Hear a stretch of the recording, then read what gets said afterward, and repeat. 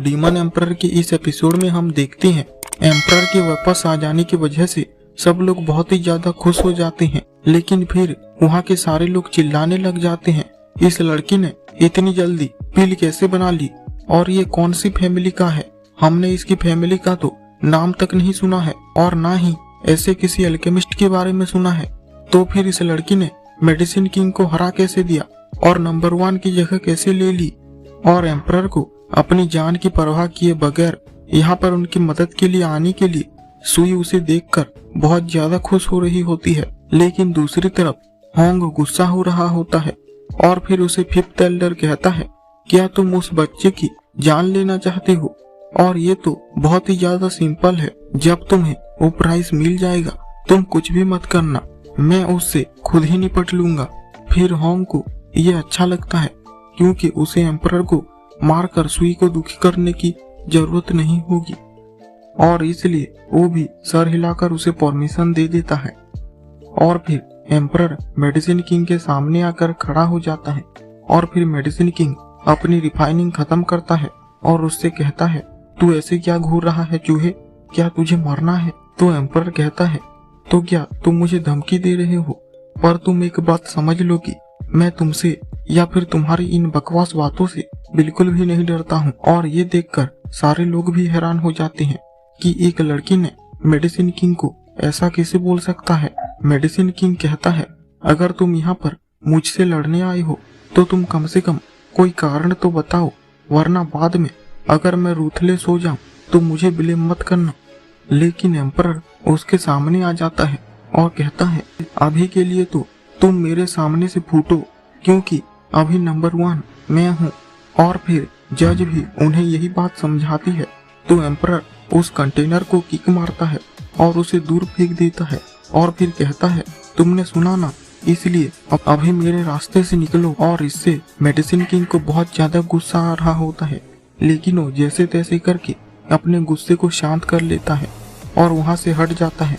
और फिर वो कहता है, वैसे तुम उसे किक मारकर इतना दिखावा क्यों कर रहे हो, क्योंकि वैसे भी मैं नेक्स्ट राउंड में आने ही वाला हूँ। एम्परर कहता है, मैंने मेरे ही कंटेनर को किक मारी है, इसलिए तुम अपना मुंह बंद रखो।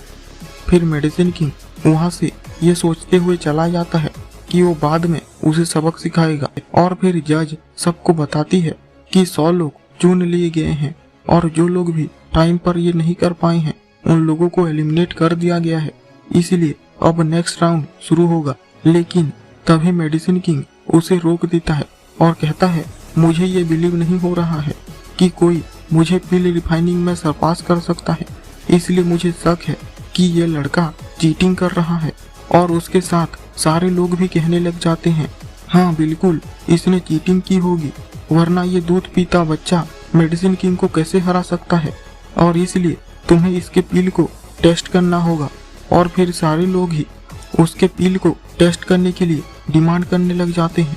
तो वो जॉर्ज एम्परर से पूछती है, क्या ये पॉसिबल है कि आप इन्हें दिखाने के लिए एक और पिल बना सकते हैं? तो एम्परर कहता है, बिल्कुल भी नहीं।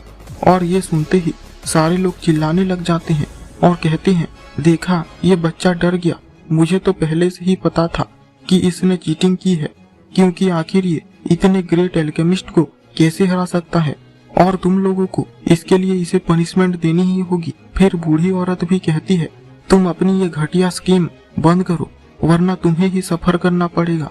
और फिर वो जज से उसे नंबर 1 प्लेस से हटा देने के लिए बोलती है। मेडिसिन किंग कहता है, रुक जाओ, इस फेस्टिवल में चीटिंग करने की पनिशमेंट बस मैच से हटाना कब से होने लगी, और आखिर तुम लोग इन जैसे लोगों पर इतने दयालु कब से होने लगे। ये सब देखकर सुई अपने मन में कह रही होती है, ये तो अभी रंगे हाथों पकड़ा गया है, इसलिए हम भी इसकी मदद नहीं कर पाएंगे। और मास्टर जी सोच रहे होते हैं, ये तो इतना स्मार्ट है फिर भी ऐसी गलती कैसे कर सकता है। लेकिन फिर एम्परर सबसे कहता है, मैंने कब कहा कि मैंने चीटिंग की है, मैंने तो बस ये कहा कि मैं फिर से दोबारा ये नहीं बनाऊंगा। यान फू कहने लगता है, पर अगर तुम इसे दोबारा नहीं बनाना चाहते हो तो इसका मतलब भी वही हुआ ना। एम्परर कहता है, तुम लोग कितने बड़े कमअकल हो, तुम लोगों को नहीं दिख रहा था क्या कि पूरे वक्त मेरे बगल में एक खूबसूरत लड़की खड़ी हुई थी, तो फिर मैं चीटिंग कैसे कर सकता हूँ। और जब तुम लोगों को पता चलेगा कि मैंने कौन सी पिल बनाई है, तुम लोग अपने आप ही समझ जाओगे कि मुझे इतना कम वक्त क्यों लगा। इसलिए खूबसूरत लड़की, तुम इन लोगों को बता दो कि मैंने कौन सी पिल बनाई है, ताकि इन लोगों को पता चल सके कि असली स्किल क्या होती है। लेकिन वो लड़की नहीं बोल पा रही होती है, तो जज उसे कहती है, तुम नर्वस मत हो, बताओ कि इसने कौन सी पिल बनाई है। तो फिर वो लड़की सबको कहती है, इस लड़की ने जो पिल रिफाइन की है वो पिल है एक एपेटाइट पिल, जिसे कि लोग खाने से पहले खाते हैं ताकि उनका डाइजेशन ठीक से हो पाए।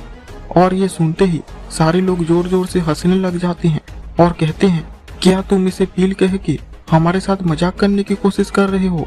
और वो लड़की घबरा कर पछता रही होती है और सोच रही होती है, मैंने इसे आखिर पास ही क्यों किया। क्वीन कहती है, इस लड़की ने फिर से जरूर कोई चाल चली होगी।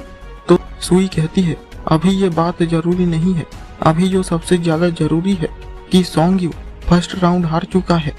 फिर जज सबसे माफी मांगने लग जाती है और उसे फर्स्ट प्लेस से हटाने की बात करती है, लेकिन एम्परर उसे रोक देता है और कहता है, क्या मेरी पील एक फर्स्ट ग्रेड की पील नहीं है। यान फू कहता है, तुम ऐसी चीज को पील कह भी कैसे सकते हो। एम्परर कहता है, तो फिर मेडिसिन किंग पैलेस के सबसे बड़े एल्केमिस्ट के स्टूडेंट आप ही बता दीजिए कि मेरी पील को आखिर क्या कहते हैं। यान फू कहता है, ये तो बहुत ही ज्यादा आसान है, लेकिन वो कुछ भी नहीं बता पाता। एम्परर कहता है, क्या हुआ, तुम कुछ भी बता नहीं पाए। चलो मैं ही तुम्हें बता देता हूँ।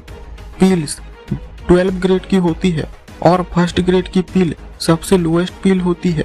और अगर तुमने उसमें हर्ब्स डाले हैं और अगर वो पील खराब नहीं हुई है तो उसे फर्स्ट ग्रेड पील ही कहा जाता है। इसलिए मैं ही नंबर 1 हूँ। ये सब सुनने के बाद सब लोग हैरान हो जाते हैं। यान फू सोच रहा होता है, ये कह तो सही रहा है, पर इसकी पील एक फर्स्ट ग्रेड पील से भी लो लेवल का है और हम इसके लिए इसे फर्स्ट प्लेस कैसे दे सकते हैं। फिर जज कहती है, आपने सारे रिक्वायरमेंट को पूरी तो की है, पर आपको इसके लिए फर्स्ट प्लेस देना। तो एम्परर कहता है, लेकिन मैं ही फर्स्ट हूँ और फर्स्ट प्लेस मेरी ही है।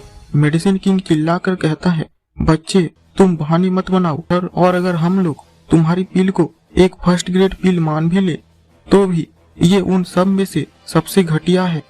एम्परर कहता है, जब अनाउंसमेंट की गई थी ये साफ साफ कहा गया था कि आपको एक पील बनानी है और इसमें स्पीड भी मैटर करता है, पर तुम इडियट्स तो एक हाई ग्रेड पील बनाने में लग गए और तुम इसमें दूसरों को ब्लेम कर रहे हो। और अभी तुम बोल रहे हो कि मैं फर्स्ट प्लेस को छोड़ दूं, तो तुम भूल जाओ ये कभी भी नहीं होने वाला है। कुछ लोग बातें करने लग जाते हैं, हाँ बिल्कुल, मुझे ये कैसे पता नहीं चला। अगर मैंने इसके जैसी पील बनाई होती तो मैं तो इससे भी जल्दी बना लेता। फिर जज एम्परर से कहती है, मैंने बहुत सारे बेशरम लोगों को देखा है, पर मैंने कभी भी तुम्हारे जैसे एक बेशरम को नहीं देखा था। एम्परर कहता है, क्या बेशरम, मैं बस टैलेंटेड हूँ, इसलिए ही मैं फर्स्ट प्लेस पर आया हूँ। और फिर जज सबसे कहती है, मैं ये चाहती तो नहीं हूँ, पर मजबूरी में मैं ये अनाउंस करती हूँ कि मास्टर सॉन्ग इस राउंड के चैंपियन हैं।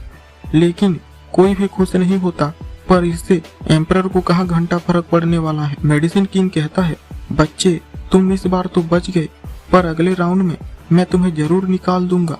एम्परर कहता है, तुम्हें ऐसा लगता है, पर मैं तो अपनी एक ही पील से पूरे आसमान को हिला सकता हूँ। मेडिसिन किंग कहता है, तुम्हें लगता है कि तुम एक मरे हुए आदमी का क्लोक पहन लोगे तो तुम्हें कोई फायदा हो जाएगा। और अगर जो क्विंटियन टैलेंटेड भी था, पर फिर भी वो कभी भी मुझे सरपास नहीं कर पाता। और तुम्हारे ये बोलने से ये जाहिर होता है कि तुम कितने बड़े नासमझ हो। फिर वो बूढ़ी औरत उससे पूछती है, यान सॉन्ग, क्या ये फॉर्मूला असली है। मेडिसिन किंग कहता है, अगर वो असली होता तो क्या तुम्हारी ऐसी हालत हुई होती। और तुम्हारे उस बच्चे ने सोचा था कि वो बहुत ज्यादा ताकतवर है, इसलिए उसने उस फॉर्मूले को चुरा लिया और आखिर में खुद मर गया और अपने साथ कुछ लोगों को भी मरवा दिया। पर उससे तो और भी बुरी बात यह है कि वो अपने ही लोगों के हाथों मार खाकर मर गया। बूढ़ी औरत कहती है, मैंने उसे 3 साल तक स्टडी किया, पर वो आखिर में नकली निकला। और ये सब सुई भी सुन लेती है। फिर एम्परर कहता है, पर अभी तो ये क्लोक मेरे पास है, तो तुम अभी मेरे साथ क्या करोगे? और ये सुनते ही मेडिसिन किंग अपने मन में कहता है, ये तो बैटल के लिए इनविटेशन है। ये लड़का मुझे लड़ाई के लिए चुनौती दे रहा है और इसे लगता है कि ये नंबर 1 अल्केमिस्ट बन जाएगा।